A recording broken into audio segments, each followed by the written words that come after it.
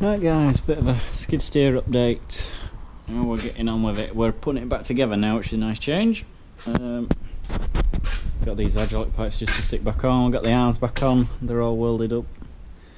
We've given the hydraulics a full service, so we've changed filters and changed the fluid, and had that pump off that's down there, and re-put a new seals on that pipe and tightened a few things and sealed a few things up. But we're going back together with it now, which is nice. I've got my air filter done. I've started putting grease nipples into things, just in where I need to. You can see my exhaust bodge for now, which is actually holding it on pretty well. I just need to redo this tin foil with something a bit stronger to stop it blowing out of there. But yeah, we're going back together anyway, which is the right way, the way we want to be going. So what I need to do now is get that set of pipes on, hang the front cylinders that are go on there, replumb them up, and then cab down. You can go on and on and on, but there's quite a bit to do. I'm going to put some grease nipples in that end of the cylinders there, and then that'll be that for now with them. Had a bit of a job with the controls, getting them to stop creeping, so I've seemed to have got these levers so that they return to the right place, so the machine doesn't creep forwards or backwards when it's just left on its own, which is ideal, because otherwise you can't get out of the bloody thing. Right guys, another skid steer update. It's Friday night and we are back together and in running order, I would say. Got a few things still to do, but we've got loader back on, cylinders back on, all the front end back together. It's a bit of a for now case, so we're going to see how things go. So obviously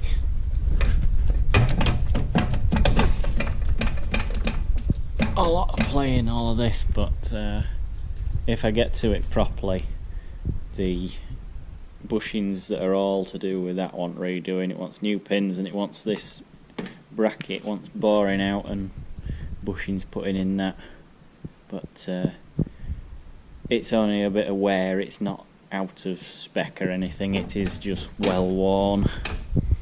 Unfortunately for now that'll have to do. I can get bushes and pins made and everything for it in due course. It's the same thing with these pipes. That's about the right pipe, but as you can see, it's not in the best of shape. We've got one good one that's a bit not the right length. It could do with 4 new ones. It may get them eventually, but until they leak, I think they'll be alright. It's the same in here. I've replaced the lift one. Don't know if you can see if camera will work in that. But I've replaced the one that's at the bottom of the cylinder that does the lift, but I think the other two are leaking already, so it may have to have them. We've got one job to do on this back wheel, as it's all cracked, so we've got to take it off and grind all cracks out and weld it up. But again, it's a back wheel, so it's not carrying the weight, fortunately. Cab is what it is for now. Again, see how we get on with it first. It's going to have a window put in the back at some point. It's going to have a panel put in here, even if I'm just gobbing some perspex in for now, because all the rain gets in and everything. We can't have that. Can't have a wet seat, that's not on. But yeah, hydraulics wise we seem to be in a much better state. New oil, new filters. I've got the creep just about sorted out. The loader's a bit better to run. It runs a bit happier, which is all good. We're just going to see how things develop with that, put it to some work if we can. So tomorrow morning, the plan is I need to finish this exhaust, so I put this aluminium foil on which wasn't strong enough, so I'm going to get a beer can and undo these 2 wires, put the beer can on with a bit of this under it for packing, fasten it all down again, and hopefully that'll make it quieter. The bodge under there It's actually worked quite well. It's quietened it down a lot. So yeah, there's that exhaust. I want to drain the fuel tank, so I'm going to pump it out the top, drain the fuel tank right down, perhaps flush it out with a bit of kerosene. We'll see how much muck's in there. I've got to change the filter, which is somewhere down in there, and I can't change the engine oil because I've just realised we haven't got enough oil to change it. But the engine oil in it's black, but it's not knackered. It's not got water in, and it's not got oil in water or water in oil, so we should be good there. I will change that at some point soon. Other than that, I think that's everything. It's going to be a case of give it a bit of work, give it a bit of a run, and see if anything else crops up before we do. Well, before we do anything too drastic. Saying that after I've just had alt loader off.